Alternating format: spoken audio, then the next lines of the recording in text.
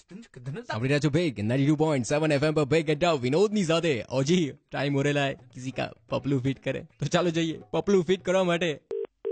Hello हाँ जी ભાઈ ઓલા તમે મંદિરે ગયા હતા ને ત્યાંથી મારા બા ના ચપ્પલ પહેરી ગયા છો તમે. एक मिनट भाई आप कौन बोलो છો? હે હું પ્રશાંત બોલું છું. એટલે ક્યાં નંબર કોનું કામ છે તમારે? ઓલા તમે ખબર છે ઓલા મંદિરે થી તમે ભૂલભૂલમાં મારા બા ના ચપ્પલ પહેરી ગયા છો. અરે ભાઈ પેલી તો એ વાત તમે વાત કરો જેન સારે અને બીજી વાત મંદિર છેલ્લા હું 10 દિવસથી ગયો નથી. બીજી વાત એ કે લેડીઝ ના ચંપલ કોઈ નો પહેરી જાય છે. પણ એમની તમારે એટલે ભૂલભૂલમાં આવી ગયા છે તમારા પગમાં. ખોટો જો પેલા નંબર જો તમારી ભૂલ હશે.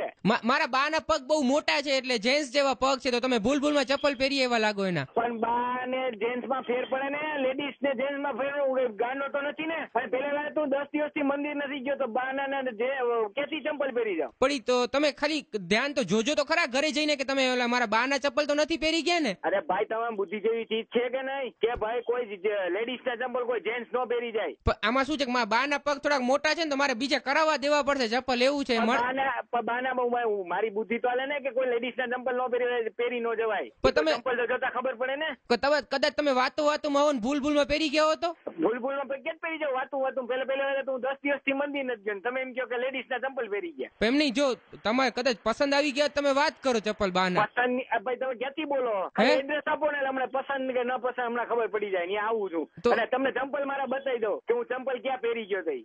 મારા બા ના ચપ્પલ લેતા આવશો ને? હા બા ના ચંપલ લેતા પેલા મને એડ્રેસ આપો ને તમારો નંબર આપો ક્યાં નંબર થી બોલો તમે કયો છો કઈ જગ્યાથી બોલો છો?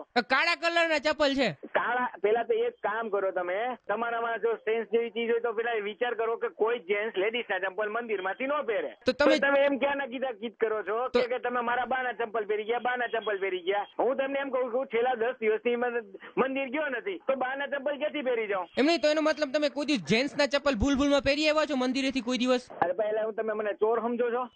કોક ના ચંપલ ચોરી આવતો હોય છે એવી વાત કરો તમે.